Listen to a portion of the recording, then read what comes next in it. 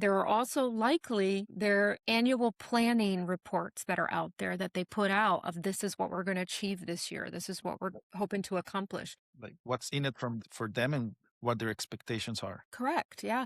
ChatGPT can go out and find that stuff for you and break it down. You can say, I'm a customer success manager at Bob's Donuts and I sell sprinkles as a service, and my customer is Walmart. These are the 5 problems we solve for Walmart. Give me, with their earnings statement, all of the publicly available information around what they have planned for 2026. What personas should I be working with that I'm not? What do they care about? What are they measured on? What does success look like for them? Get the full breakdown. ChatGPT can do all of this work for you.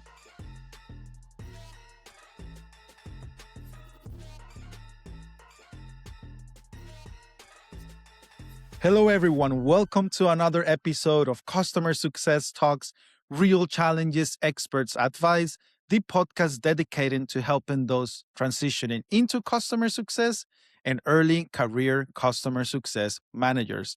I'm your host, Byron Toruño, and just like you, I'm still learning about this amazing world of customer success. And thank you so much for all of the love, all of the good vibes that you're always sending, all of those DMs in LinkedIn. Super happy to have you all here. And the intention of each episode is for you and even myself to be able to extract all of the information that we can from our guests and apply it in our day to day. Some you might be able to do, other ones might not, because CS is all about it depends on so many factors, but there must be at least one smile that we can extract from you. And this is a teamwork. I'm not by myself. Each guest that sits down here give us all of their goal, their time and energy to give us something that we can use on a day to day. And today is not the exception. We have an amazing guest. But before we continue, I just want to remind you that we have a new website, cstalkspodcast.com, cstalkspodcast.com. There you can go ahead and follow. You can follow our social media as well. And there's a section where you can also find some mentors if you're interested in that. But what I was saying today's episode is going to be a lot of knowing your customer's business and not just how they use your product or service. Because we need to understand where is the money coming from, and also what are they want from our product, so that way we can know how to guide them. And that's what I believe. But then that sounds easy for me being here in Germany at almost 6 p.m. saying that. But there's a whole work behind. And today we have with us Maranda Dziekonski. Maranda, I forgot to actually ask, how is your last name pronounced? You did pretty good. I did. I think my husband's family made an executive decision and they've made a few of the letters silent. It is just Dziekonski. Dziekonski. An Yes. executive decision. Love that. It's like when you have a name with so many letters that don't technically usually belong together, you have to make decisions like that. Nice. Dziekonski. Okay. Got it. And Chief Customer Officer with 25 plus years of experience scaling operations and team across startups, including 5 successful exits. One of them a unicorn, a recognized CS leader. You have been named the top 50 CCO to watch and top 25 customer success influencer for multiple years. You have been beyond CS, you have been doing sales, marketing, HR, ops teams, serve in several boards. So even before we continue with the topic, if someone is listening to this intro and they get inspired by you, how can one do all of this? What is the advice that you have? How can one do all of these different functions? Yeah, and just be Um, like involved with that and yeah. learn and applying and messed up and just continue. Yeah, yeah. So, interestingly enough, when I got my start, long, long time ago, I was working for much larger organizations, like So 40 plus $1 billion a year organizations that had probably around 30,000 global employees. And my role was very defined. My day was very defined. We had our intranet with all of our SOPs, our standard operating procedures. Everything was very documented. And it was a great baseline for me to build my career on. But I wanted to kind of get my hands a little messier. So I joined early stage startups. Well, I shouldn't say Mm, hands messier, but I want to get my hands in some messiness. So I joined early stage startups. And that's where I got to go in and try so many different functions. So if mhm. anybody, has that desire to want to dabble here or dabble there, go to a place where it's just being built. There's Yeah. plenty of work for everyone, plenty of opportunity for people to go outside of their swim lanes and make an impact. That's, how I did it. That's how, every time so there was something that I saw there was a gap, um, I'd raise my hand to fill it, or not even raise my hand. I would just go fill it. It's better to say sorry than Then yes, then ask for yeah. permission, right? Yeah. Cool. I think that this is interesting because I was recently talking with now I will call him friend, Tarek, super nice person to talk to. And we were having a nice lunch and we were meeting for the first time in person. Super kind human being. And he was explaining to me exactly the same thing. Now he's the team leader or VP or customer success in a new company, and he was explaining how he organized all of these past activities by working really closely with the CEO and just seeing how even that person was messing up and learn from those mess as well. Yeah, absolutely. I think, I've found my home in the early to growth stage startups. Some are more successful than others. Mm, I've seen a lot of successful exits moving from one, phase to the next. And I've also seen some failures. And I love hearing what your friend said, because if you find the right team, it makes all the difference. yeah. You have to not be afraid to fail. I'm just going to say that. If you're going to join this world, you have to, be okay with failure, but be able to really rebound quickly, learn from it, share those learnings, iterate, do it again. If you're somebody who gets knocked down easily, when things don't go well, early stage startups would be incredibly painful for you. That hurts, and that's a lot of getting outside of the comfort zone. But that's one of the best ways as well. And Miranda, today we will be talking about, and this is an episode, I mean, a topic that you suggested. So thank you so much for that as well. Like, what do you feel that is something that we could be doing more or is important and impactful in CS and as individual collaborators? And it's actually that you suggested, like understanding the customer's business and is not and nowadays is not enough to just focus on the usage because even though the churn, and I think that what we don't want is to be seen as product experts. We want to see more than product expert, like be that strategic person who can help grow their business together with how our grows. But how to do that, I think, like, how can we move from that side of things of not just focusing on usage and then starting to understand a little bit more of the customer business? And what I said, do you agree on that? Do you agree that that's why it's important to understand more the business side than only focusing on the usage of the product? So I'm going to say the typical customer success answer of it depends, and I'm going to Yeah. explain why.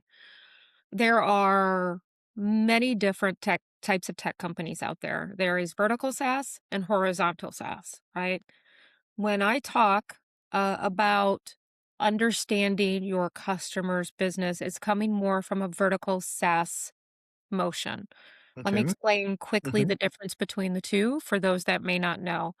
Vertical SaaS is when you have a software that you are solving a unique problem in an industry or for a particular persona. I'll give an example. I worked at a company named Swiftly. Swiftly powered public transit agencies. That is very verticalized. We worked exclusively, almost exclusively with public transit agencies. I am at FEXA right now. FEXA is a software for facility management. We almost exclusively work with facilities managers. We, of course, have the provider side as well, but That is vertical SaaS. Now, I also worked at a company called HelloSign. Some people may have heard of HelloSign. It was an electronic signature company, DocuSign competitor, acquired by Dropbox. It's now called Dropbox Sign. And that is more of a horizontal SaaS play. So if you think Ah, about getting to know your customer's business in a horizontal SaaS play, you're probably going to go crazy because you may have hundreds of thousands of different types of users using your product. And that is where you probably would focus a little bit more on usage than mhm. on knowing the business. Now, I'm not saying there aren't edge cases, and maybe you do cater to some typical personas, like, let's say real estate, for example, would be a common electronic signature use, right? You knowing the real estate business would help you understand outcomes that should be delivered from your tool, but it could be Mm, quite impossible to understand the business across all the different users. However, with vertical SaaS, it isn't. And yeah. that's where I tend to play more these days is vertical SaaS. So it makes it a lot easier for me to get to know what do facilities managers care about? What are they measured on? What do public transit agencies care about? What are they measured on? And so on and so forth. This is amazing. I now that you mentioned about vertical and horizontal SaaS, um, it makes me think. I in the company that I'm working right now is vertical because we specialize in hospitality, and then the hotels are the ones who use this product, which is a lot of revenue oriented. And then I work internally with revenue managers, hotel managers, front desk managers. And then I used to work for DocuSign, but on the onboarding side. And as you talk about the horizontal side of things, I remember that there were so many use cases. Now everything makes sense. There you go. Click, click, huh? Like putting it all together. Look at It that. does. We're only like 5, 10 minutes in. It does. It does. Well, let me organize my ideas Yeah, because and I wanna add one thing though, yeah, and please. as you organize your thoughts, I am not saying by any means that usage doesn't matter in vertical SaaS. It Uh-huh. could, and it possibly does, but you have to go a couple layers deeper in vertical SaaS and understand the different personas, and how much they would use the product given the problems they're solving. I will give you an example, and I will use Swiftly again as an Yeah. example. Let's say Swiftly, we served I'm making this up, but there's a little bit of truth wrapped into this. Let's say we served 5 different personas, right?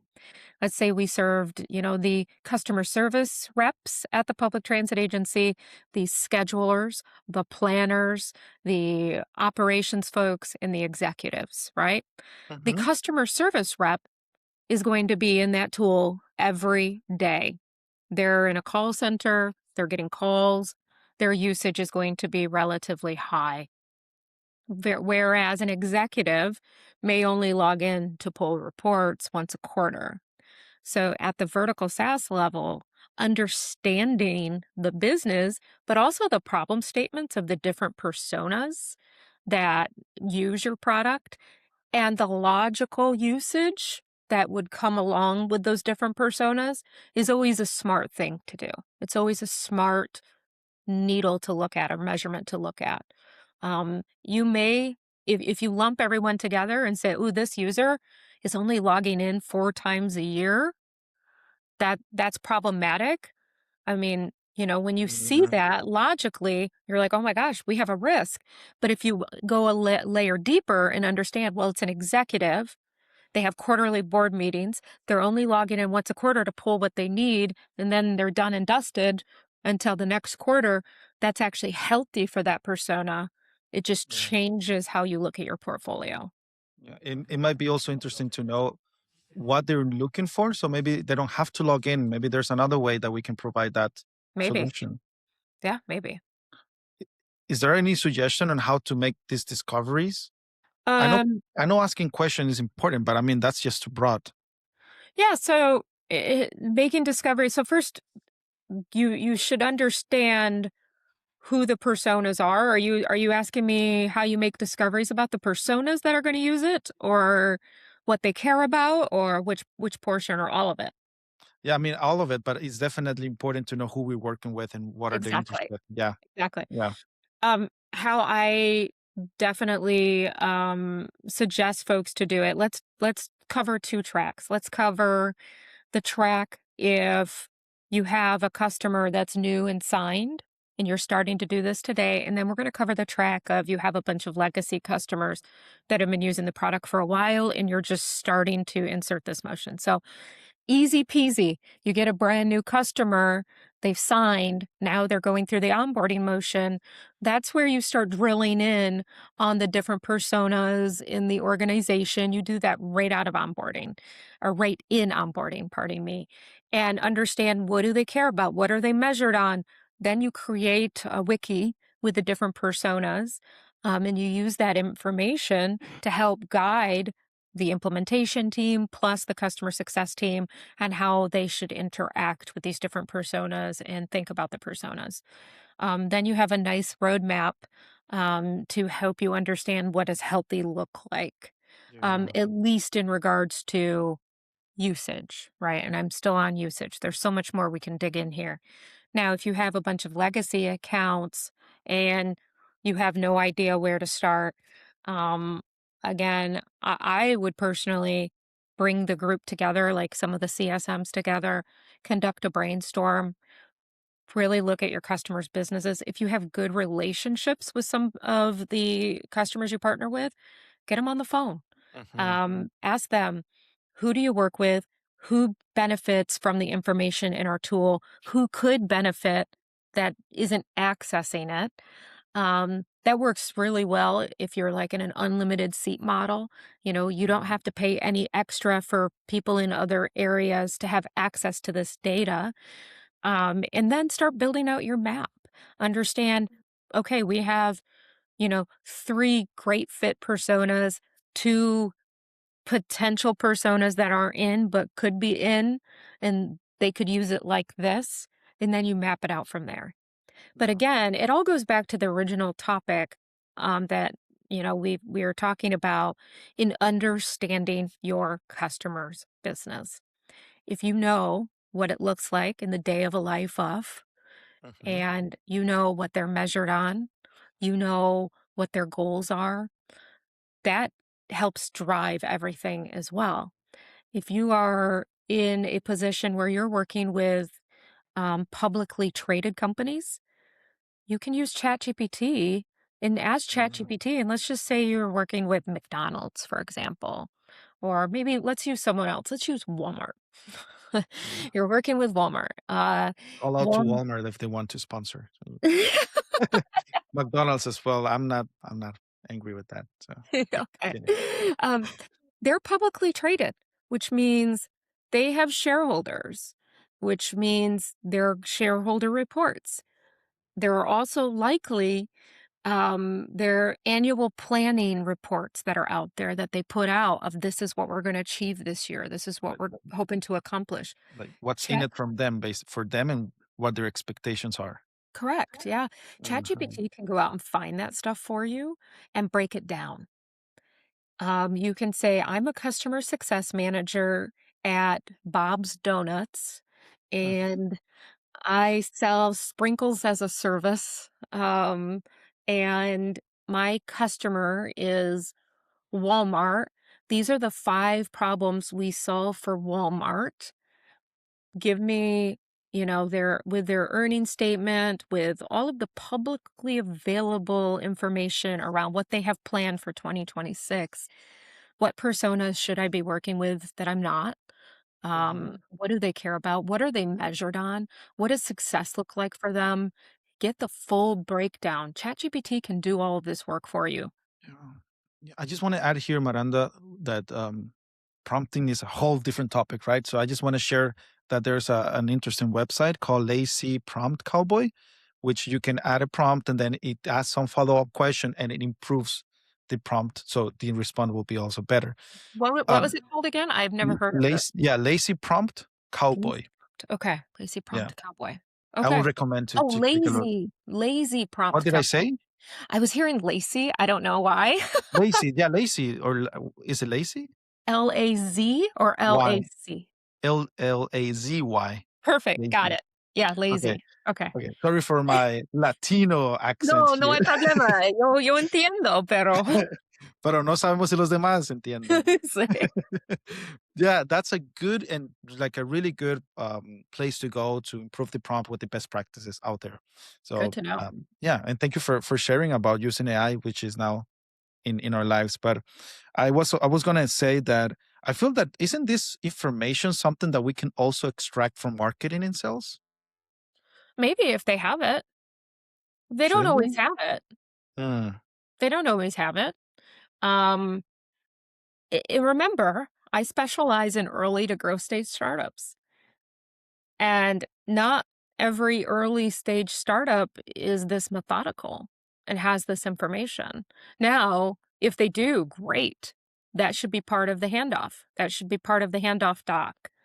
yeah. If they don't, then why not get it and then share it out? Spread the Uh, wealth. uh, I mean, we can also work and be the team who keeps the ideal customer profile and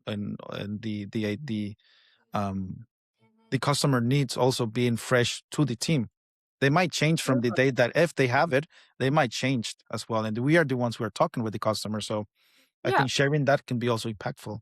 An ICP activity should be a partnership between sales, marketing, and CS Absolutely. Yeah. alongside a product, right? Mhm. But it's not a one and done activity. It's constantly you constantly have to iterate on it, especially as your product evolves. If you add different features, functionality, it could change your ICP. As if you're a company that moves up market, for example. There are a lot of companies out there that started out focusing on smaller organizations and then went and started focusing on enterprises. That Mhm. changes your ICP. It changes how you serve. Mhm. And you said mapping, and I think that that's so powerful because that also can help into scaling in the future. If we have the luxury of having a customer success system in place or something like Vitally or PlanHat that can actually send massive customer education or can just help you to follow up on which persona receives one. So I think that will be, and I feel that customer will appreciate those conversations as well. Absolutely. Y- you well, I will say customers are busy too. I'll just call this out. Customers are busy too. Yeah. If you're going to have these types of conversations with them, just make sure you're very cognizant of the ROI that they're going to get out of it.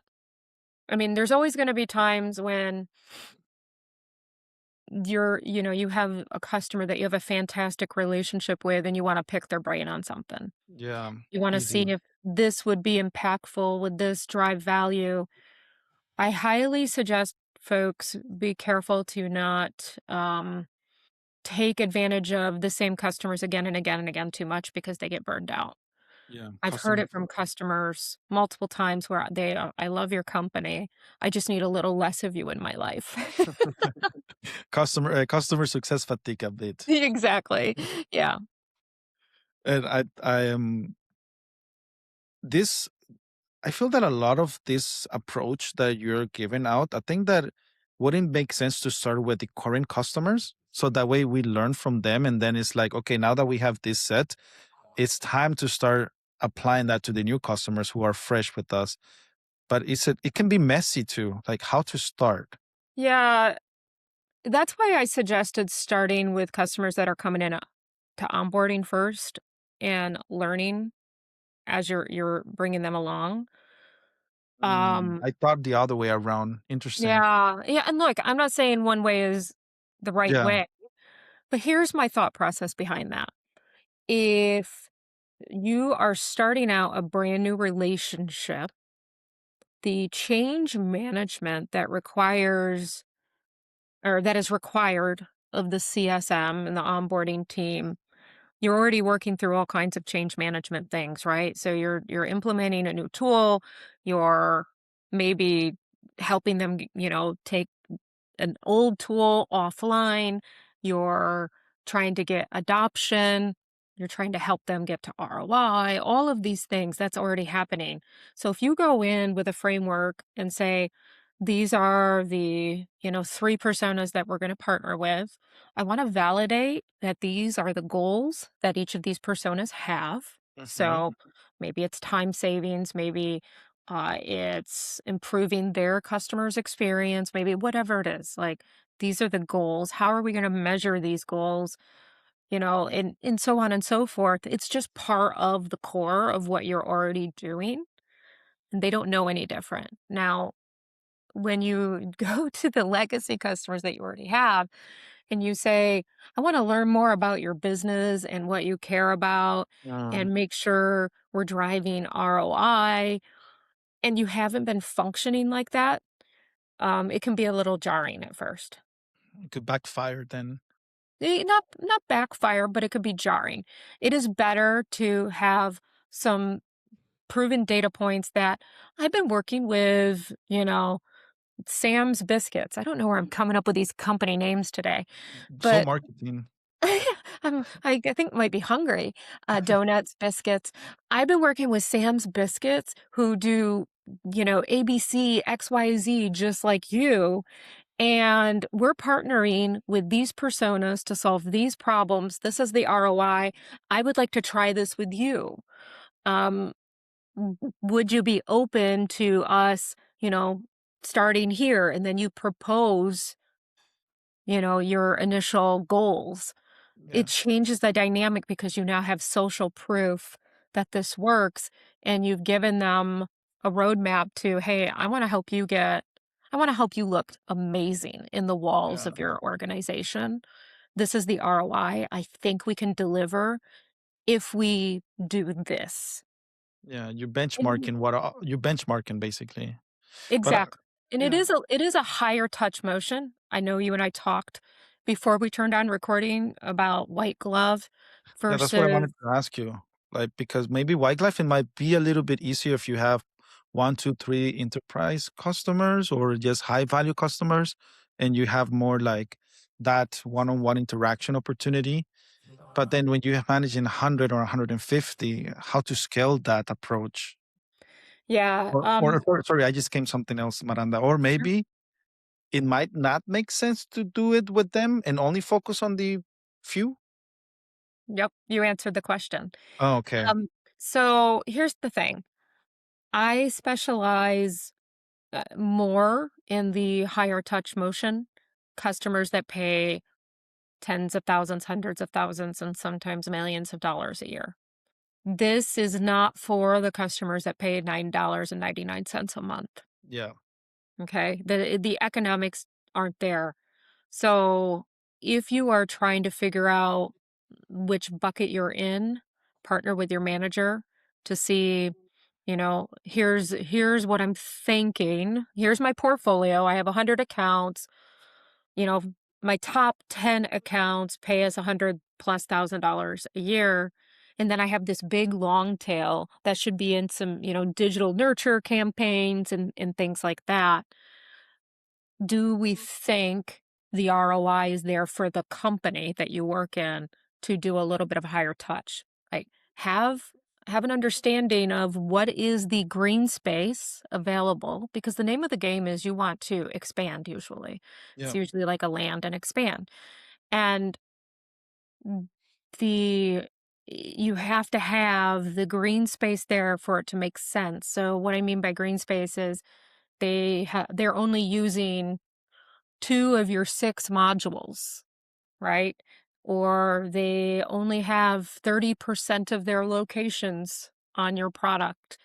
And you know that if you can drive ROI at the 30%, that it would be a no-brainer for them to expand to the remaining locations. Or, if you could drive a strong ROI with the 2 modules, they would likely purchase the other modules, right? So really Right. understand the unit economics to make sure it makes sense for your business for you to do a motion like this. It's interesting how everything starts connecting because if one if we're able to map those personas and what's in it for them and their expectations and what we can give them, we can also benchmark between personas, and even the we can show them the future of where they can be. Exactly. And that's where we can find trends and say, hey, these customers that use these two features and those that are similar than you and are using the third one are generating a little bit more of this. So I think that will be when, and we haven't even touched about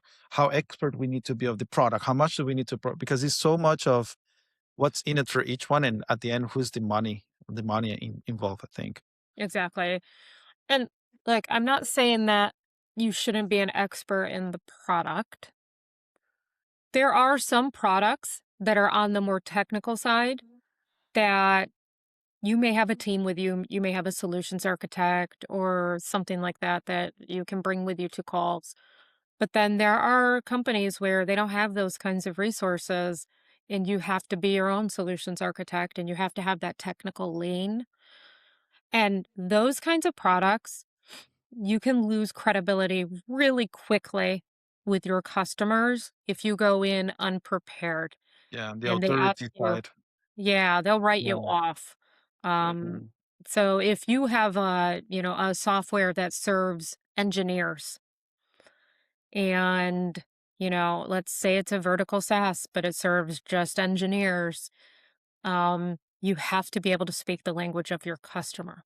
Yeah, I mean, I will feel like it's a loss of time if that will be, if I will be the customer. Yeah, absolutely. How Absolutely. to do this with the horizontal SaaS? Sounds a bit more complex. Um, it's not that it's more complex, it's just different. Mm, So it has okay. been quite a few years since I've worked in horizontal SaaS.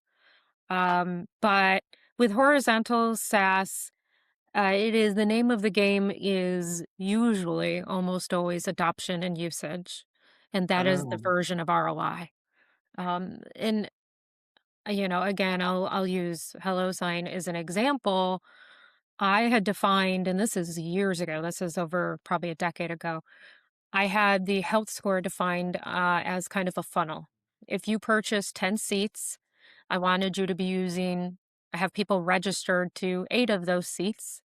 And out of those 8 seats, I wanted to see that you were sending a certain amount of signature requests every month, right? And that, of course, isn't the end all be all. mm, okay. But I approached it from a very much funnel like perspective. Mhm, There were other indicators, of course. I know this is incredibly controversial. Um, NPS is very controversial these days. I don't know why or how NPS got to be such a controversial thing. But in the horizontal SaaS, I did use NPS 100% to kind of give me a barometer. Vertical SaaS, I used to use NPS, and then I did an in depth analysis with a particular company and discovered that NPS just wasn't a good indicator if somebody was going to renew or not. It was mhm, more of an indicator of how they felt that very moment. mhm. I removed NPS from my board deck, and the board actually said to me they were so happy I removed it Yeah, yeah. because they didn't view in that particular business that NPS was a good indicator of renewal. But I think Whereas that's why that has been more of a topic nowadays. I know, but it's a data point. It's a data point. Even if it's not a barometer on if somebody's going to renew or not, it is another data point that you can use to figure out is are my customers in a good spot, especially if you can't talk to all your customers. True. And what do they have in common? Those 5, 10 that are in red, what do they have in common too? Exactly. Exactly. Yeah. You can take it and I used to run I used to run this interview process and it's actually published on my LinkedIn articles Mhm, where I would give a CS candidate a fictitious portfolio, and I would say, "Here's the portfolio you're gonna get on day 1." It is I think it was like 100 accounts or 200 accounts, let's just say 200 accounts, I can't remember the exact number, mhm. and 100 were in green, 25 was in red, and 75 is in yellow. Mm, They're all let's just say they're all similar types of companies, similar spend. Where are you going to start? What are you going to do first? I would take, okay, the greens, of course, to keep them, but I would then focus on the yellow ones, would I? Because I feel that yellows takes less energy as well. Okay. Here's what I was looking for. Because they're all similar size doing similar things, why not dissect the green and understand what is going on there that is causing them to be green and wildly successful? Then take those learnings and bring them to the yellow, bring them to the red, and see if you Mhm. can get some of those red into yellow and yellow into green. Start with the known and then kind of dive into the unknown, So right? with my answer, I would have been a red in the interviews. Probably not a red, but I would have talked I would have talked it through with you to see how you Yeah, responded. For me, things are almost never binary. It's never yes or no. yeah, and But I do like to see how people critically think their way through these problems, especially when you have large portfolios. When you have tens of thousands of customers and their lower dollar value, you have to get creative on how you engage and how you manage and how you measure ROI and all of those things. You have to get creative. And I'm always looking for folks that can solve problems in creative ways and not need the solutions handed to them. yeah, it's just not. I mean, it's not white and black and white, like you said. It's Nope. not yes or no. It's just it. I mean, that's why CS is so dynamic too. Yeah. That's why there are so many books, podcasts, people out there talking about this. There's why there's so, and not only CS. Okay, let's extend to marketing, product management. I think that sales as well, of course. That is just not a something that you can have for everyone and Uh-oh. the same. I think there's some structure, of course. But what I wanted to ask you, Miranda, is on the part of what have you seen CS individual collaborators doing wrong when trying to identify the business in side of things from the customer? Say that one more time. You cut out for a few minutes. Oh, sorry. Yes. That's okay. Yeah, the question is, what have you seen CS individual collaborators doing wrong when going through this discovery phase? Um, I think first making assumptions that every business is cookie cutter, even if it's in the same vertical. There are likely, I mean, if you put customers on a Venn diagram and you're in vertical SaaS, you will have a lot of overlap in their goals and their problem statements. But the one thing you may not get is the actual state of the company and state of the business, which might be driving different goals. You could be serving one company that is very healthy and then serving another company that's not, right? Mhm. So that might change what they care about, might change their goals, even if they're in the same industry. So, it's good to have an understanding of a baseline of what almost everybody in that industry cares about, but then go in making no assumptions and try to get a deeper understanding of what is core to their particular business. Yeah, and I think nowadays we have so much technology. A lot of times our calls are recorded, and we can have several conversations or emails, and then have like instead of assumptions, like literally have the information there Yep. and break Yep. it down. Absolutely. Absolutely. And again, not to go back to AI, but But I'm going to go back to AI. You can provide AI with your calls and say, "Hey, what are the commonalities here?" Especially your goal conversations. If you're having goal conversations, AI can help you surface what people are saying and also maybe things that you're missing. yeah, let's put AI to work. Let's do it. Absolutely. I mean, Mhm. it's here. Sometimes it's free, sometimes you have to pay, but It's here. it's Yep. here. It's Yeah. here. Miranda, I have one last question for you Sure. before we start wrapping up today's episode. Appreciate all the insights that you have given us. And it's basically if we have a CSM, let's call him Sam. Let's not add a food to it. Let's just call him Sam. Sam's biscuits. Last name Biscuits. And this person wants to start doing this discovery. how to start? What would be the first step? I know you gave us already a lot of answers, but what would be the most impactful win? Quick win. Yes, Sam, if you're out there, Sam Biscuits. Um, if I were a CSM and I wanted to get started on this, I would take a look at my portfolio. I would get a simple Google Doc out or something, and I would start mapping out the different personas that I deal with. If you don't already have this information in the walls of your organization, I'm assuming with this answer, I'm assuming you don't. Map out the different personas that you deal with, the problem statements, the probing questions that you should ask to help surface problem statements.